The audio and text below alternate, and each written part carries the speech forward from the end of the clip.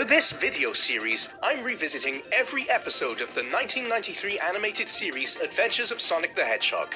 This show was produced by Deke and was a surreal slapstick take on Sega's mascot and his world, which seemingly drew as much influence from the likes of Looney Tunes and Ren and Stimpy as it did the video games themselves. As a kid, I didn't really like this ridiculous version of the Hedgehog with attitude. But maybe now, all these years later, I'll find something in it that I didn't back then.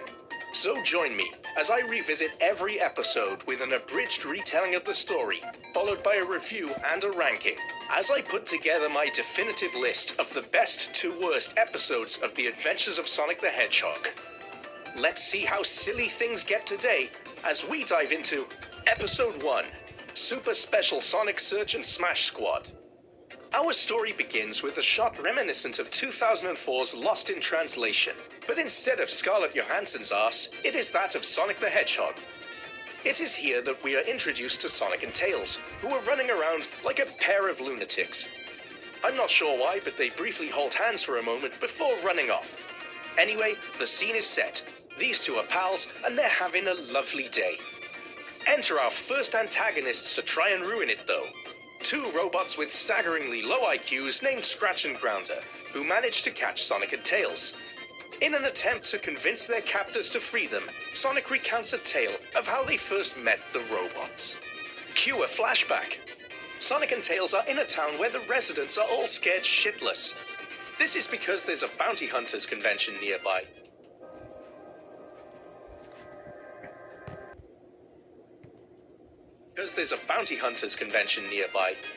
So in an attempt to free the townsfolk of their perpetual state of fear, Sonic decides to head over to the convention and put a stop to it. So, cut to the convention and what is supposed to be on this flag? A microphone? Spanner gripping a squashed globe? I genuinely have no idea. Maybe it's the logo for the character about to be introduced. Dr. Robotnik.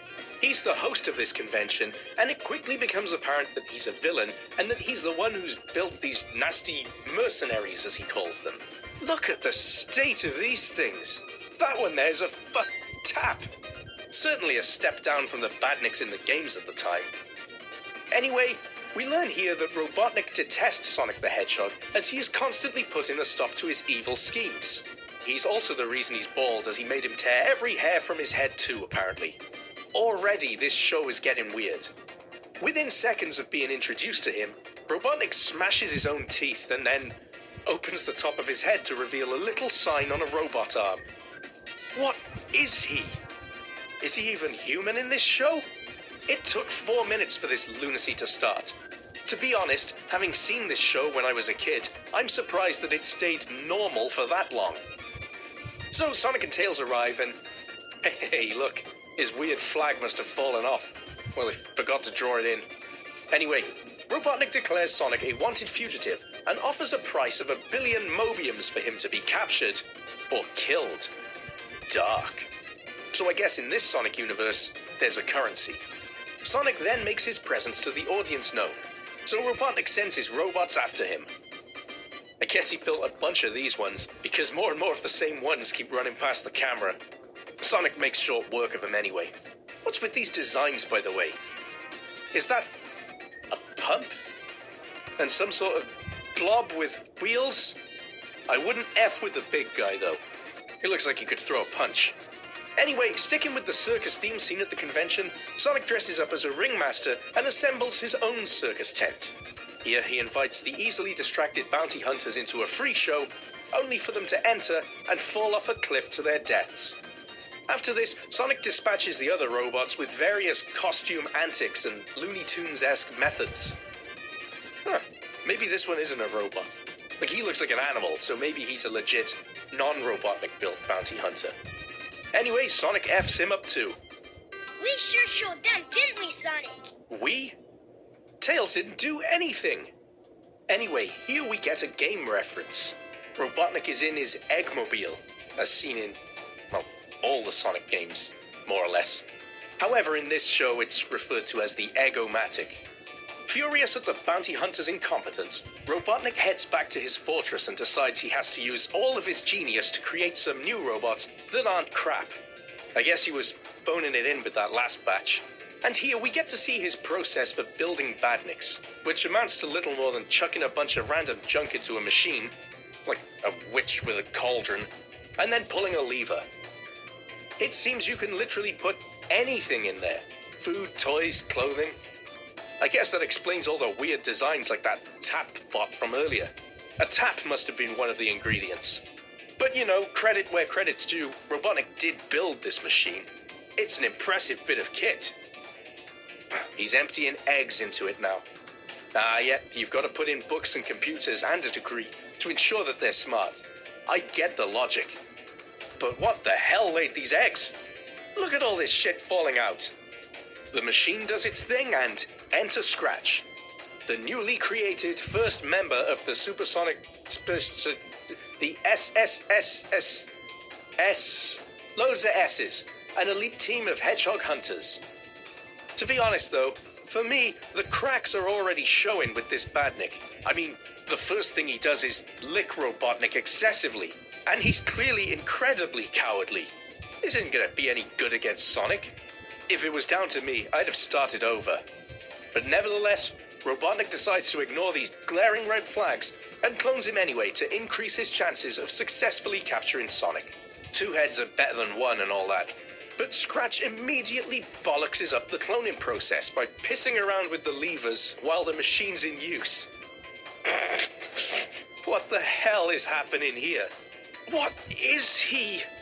Anyway, this leads to the creation of an even stupider robot, Grounder, and the two immediately start squabbling. Surely Robotnik has absolutely no faith in them pulling this capture off successfully. We then meet another robot, Coconuts, who is pissed off because he's been demoted to sanitation and replaced by Scratch and Grounder. So he decides he's going to catch Sonic first and get back in Robotnik's good graces. Immediately after this, we cut to Sonic, who's visiting a chili dog stand, where he is immediately rude AF to the service staff. 2 chili dogs to go, Slow-Mo, on the double. I'm waiting. I'm growing a beard out here. What a dick! Oh, for a brief moment here, he is Blue Arm Sonic. But I suppose his rudeness is okay, because the staff member is actually Coconuts, and he's a massive arsehole too. Our action creates our motivation, not the other way around. See, here, I figured he was going to use the poison he was cooking on Sonic's chili dog, and that'd be an easy win. The guy's gasping for a chili dog. But no, instead he transforms the stand into a giant robot and attacks Sonic. Okay, I was polite. I was reasonable. Remember, you forced me to do this. I was polite? I was reasonable? What the Was a scene cut here? He literally attacked Sonic without even saying a word to him. This guy is unhinged. Anyway, a chase begins with Coconuts trying to smash Sonic and Tails with his robot. I'm gonna call this a game reference, by the way. Sonic's jumping like he does when he pops off a spring. Anyway, eventually Sonic makes short work of Coconuts, and now it's Scratch and Grounder's turn, who have decided to place a section of wall in the middle of nowhere. The plan goes like this. Scratch is going to paint the horizon on the wall, then Grounder's going to get Sonic to chase him, and Grounder will run under the wall, and then he'll drop it down at the last second, and Sonic will run into it, and it'll knock him out. So obviously, to get Sonic's attention, Grounder turns his hand into a pumpkin and throws it at Sonic. What the hell is he? How can he make vegetation from metal? What dark arts are at play here? However he did it, it works, and Sonic chases after him. Unfortunately, the plan doesn't succeed though, as Sonic notices Scratch and the blatant wall and large mechanisms either side of it. So then they try Grounder's plan instead, which is to turn Scratch's hand into a sexy female and seduce Sonic. If you've seen this show before, you may remember that Adventures of Sonic the Hedgehog Sonic is a thirsty boy. So this plan works. They smash Sonic's head with a rock and throw him down a big hole.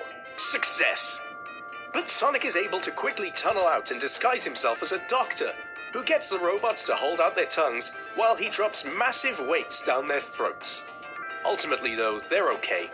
I guess it's a credit to Dr. Robotnik that the bots are durable AF. Eventually, Scratch and Grounder are able to capture Tails and get Sonic to surrender. So, with Sonic and Tails captured and Robotnik on the way to claim them, it looks like the SSSSS squad, however many S's, has been a big success after all, even if it wasn't a smooth road to get there. Unfortunately for the villains, this is when a disgruntled Coconut shows up and cocks up everything by getting tricked by Sonic, which results in Sonic and Tails escaping while the three robots end up locked in a cage. Robotnik arrives to collect his prize just in time for Sonic to kick up a dust storm, pose as an air traffic controller, and convince Robotnik to cut his engines while high above the cage robots, causing them all to smash to pieces and Robotnik to presumably sustain some serious injuries. We then cut back to the present, and Sonic's story of their first meeting is concluded. It is at this point that Sonic cuts both he and Tails free and buggers off, revealing he could have escaped all along, and he was just telling the story for shits and giggles. The end. So on to the review then, and honestly, I feel this episode was a decent introduction to all the characters and their personalities, and it set the tone of the show to come pretty well. Considering this show is known for being incredibly strange, there was nothing in this that was actually too weird. Although I do know from watching it as a kid how weird it can get at times. We got some nods to the video games here and there that I appreciated. Yeah, it was a solid first episode. I genuinely enjoyed watching it. It was harmless Looney Tunes inspired nonsense with a fairly grounded story by this show's standards. A decent start. Gotta give a shout out to the voice cast in this show too. Particularly Long John Baldry and Jaleel White. They do an excellent job. So how am I going to rank it? There will be a few factors at play when I'm ranking episodes of this show. It's obviously personal preference, but I'll be basing it on how entertaining I found the episode as a whole, and how close it feels to Sonic games of that era. I never liked it when this show went completely ridiculous with batshit silly plots, and I never cared for the gross out stuff it occasionally did either. For me, it doesn't fit with what I feel Sonic is about. But you know, this first episode was pretty normal, and obviously being the only one we've revisited so far, it currently sits at #1 on the leaderboard. But this could well change as I review more episodes and start to stack them against each other. And that's it for this first episode, looking at episode 1. I'll be back with episode 2 very soon, but please in the meantime use the comment section. Leave me your thoughts on the episode and the Adventures of Sonic the Hedgehog series as a whole. If you enjoyed the video, please hit that like button. And if you want to stick with me while I revisit every episode of this show, be sure to subscribe. Thanks a lot, and I'll see you next time.